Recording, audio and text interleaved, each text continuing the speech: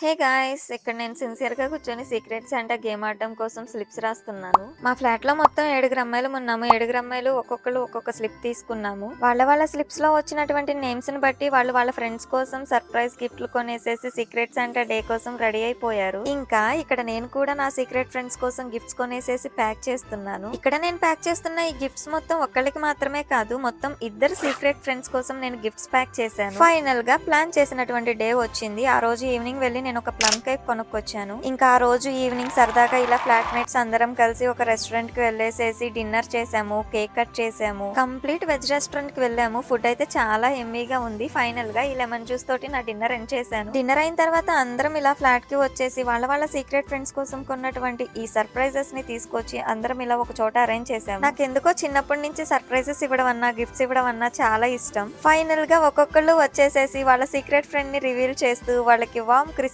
Wishes చెప్తూ వాళ్ళకి gifts ఇచ్చేసేసి చాలా హ్యాపీగా ఫీల్ అయ్యాము. ఒక్కొక్కళ్ళు వాళ్ళకి వచ్చినటువంటి సీక్రెట్ ఫ్రెండ్ ని చాలా క్రేజీగా రివీల్ చేస్తూ అనౌన్స్ చేశారు. అందరం గిఫ్ట్స్ తీసుకున్న తర్వాత అక్కడే ఉండి ఒక్కొక్కళ్ళం వాళ్ళ గిఫ్ట్స్ ఓపెన్ చేసి చూసి చాలా హ్యాపీగా ఫీల్ అయ్యాము. చిన్నదైనా పెద్దదైనా మన కోసం సీక్రెట్ గా వెళ్ళేసేసి ఆలోచించి గిఫ్ట్స్ కొనేసి తీసుకొచ్చి సర్ప్రైజ్ గా ఇస్తే ఎంత బాగున్నాయి అంటే, ఒక్కళ్ళ గిఫ్ట్ కాదు కానీ అందరి గిఫ్ట్స్ చాలా బాగున్నాయి. అందరం వాళ్ళకి వచ్చిన గిఫ్ట్స్ చూసుకుంటూ ఇలా చాలా హ్యాపీగా ఫీల్ అయ్యాము. మా ఫ్లాట్ లో సీక్రెట్ శాంటా అనేది ఫినిష్ అయింది. కానీ నేను జాబ్ చేస్తున్నటువంటి హాస్పిటల్లో సీక్రెట్ శాంటా అనేది సూన్ అప్లోడ్ చేస్తాను. అంతవరకు మీరు మన ఛానల్ ని సబ్స్క్రైబ్.